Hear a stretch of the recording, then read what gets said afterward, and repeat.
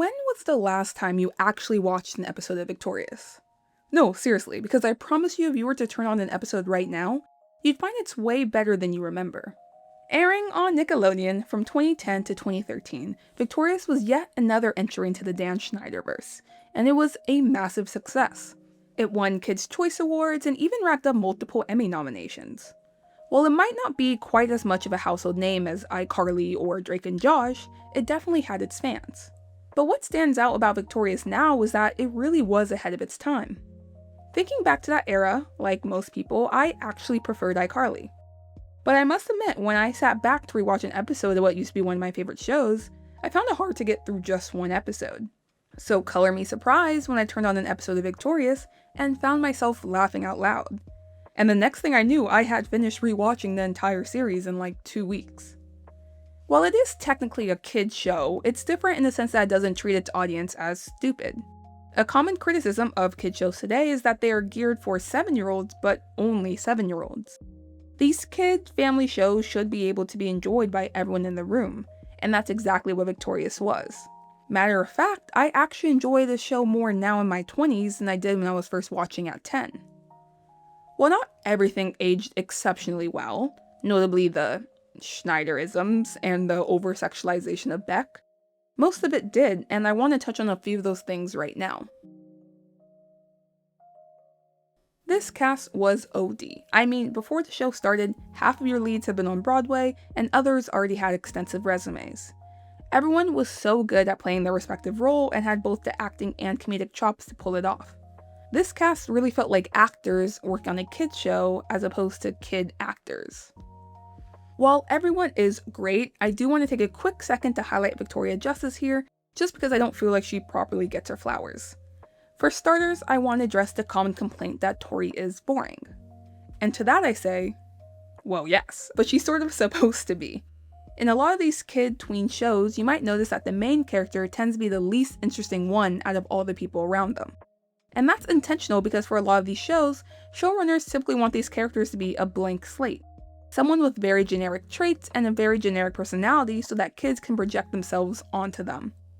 If Jade, let's say, is your main character, then kids who don't like her rude or brash attitude aren't going to watch the show if we're following her around so closely because they can't resonate with her. But it also makes sense in the context of the show for Tori to be a little more normal, because if you remember, she wasn't originally a student at Hollywood Arts. She went to a normal high school and in an overnight success. She just happened to find herself at this creative arts school. And overall, Victoria does a good job. I mean, despite the character of Tori not being that special, although everyone around her is telling her she is, she still manages to bring this charisma and charm to the character where you want to root for her.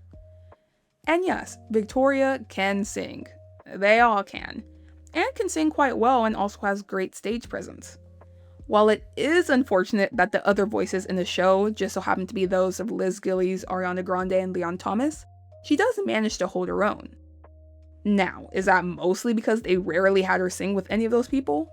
Well, also yes. When you rewatch, and yes, I'm saying when you're done with this video, go to Netflix and open up an episode of Victorious, you will notice that there's probably at least 3 risque jokes per episode that you'll be surprised Nickelodeon let slide. Whether it was Robbie telling Andre about nice fingering, or Jade mentioning she went from an A to a D in 8th grade, or Sinjin telling Jade he loved to turn her up a little, or Jade telling Beck to enjoy Meredith's cupcakes, or Tori saying she's a throat player, or the fact that Jade's favorite movie is called The Scissoring, or you get the point. It's crazy seeing now that the writers were not subtle at all, but as a kid I didn't catch any of these. But it didn't take away from my overall enjoyment of the episode. That's what I mean about not talking down to the audience. Even with myself taking everything at face value when I watched it as a kid, I still loved the show.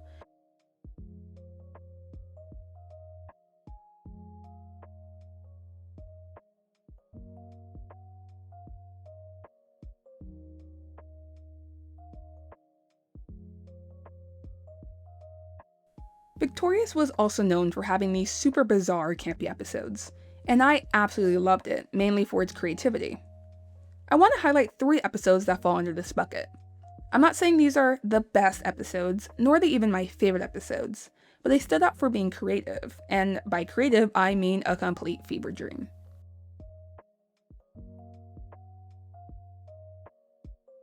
I can't lie, I didn't even really like this episode, but I do find it creative.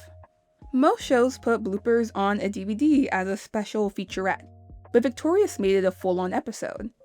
It was hosted by Rex, except we learned that Rex is actually a character played by a British actor named Christopher Kane. But this is all still part of a bit because Rex is actually voiced by some white dude from California, which is why it's so funny that Rex speaks in an urban accent. Oh, can you do a realistic American urban accent? American urban.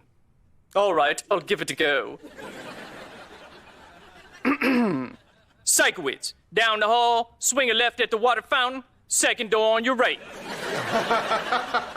This episode is a spoof of the standard teen interviews where we have our actors playing slightly fictionalized versions of themselves. So at face value, it's not really an episode and they are not in character, but it really is an episode and they are playing a character. These blooper episodes in general also just remind you how talented the cast is when you see them break and see how different the actor is to the character they play. What? I just forgot everything. I was gonna say don't tell anyone. What I really don't love about this episode though is outside of them admitting to intentionally giving Rex an urban accent, I don't like how rude he was pretending to be. I know this bit was intended for Christopher Kane to be this very dismissive jerk, but at times I just thought it was way too much, and the way he would talk about the women actually made me uncomfortable. Hence, the Dan Schneiderisms. But as a concept, I will say this episode was bold, and yes, I am aware iCarly had their own Christopher Kane bloopers episode. The pure dedication in this episode is top-notch.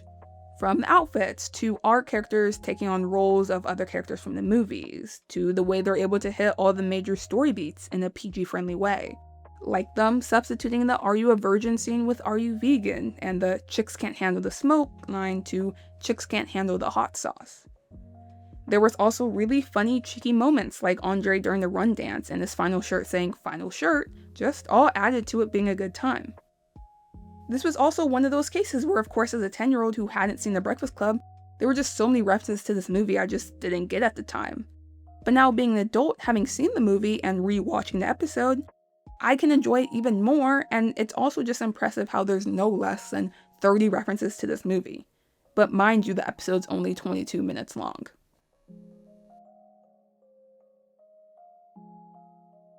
And then, of course, the magnum opus. April Fool's Blank. This was for sure the peak of the show's surrealism, and I'm willing to bet the writers were on shrooms when they wrote it. I don't even want to say too much about this episode, you should just go ahead and watch it, because it is just too bizarre to fully be put into words.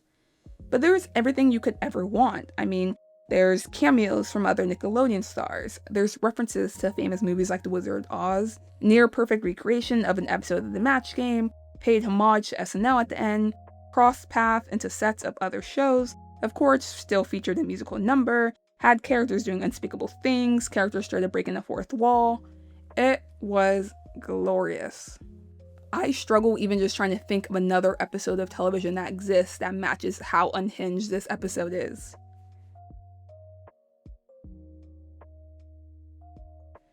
Victorious overall was chaotic. It was occasionally cringy. It was definitely weird, but it was never boring. It's a reminder that kids' TV can be smart, can be creative, and can still be a little bit unhinged. In an era where modern programming feels like it's either talking down to kids or just trying to overstimulate them, I'm glad Victorious and other shows from this era are still around to be discovered by a new generation. Or, hey, even rediscovered by us adults. Okay, that's borderline dangerous. Yeah, why don't you just drop a car battery on her head? Car battery!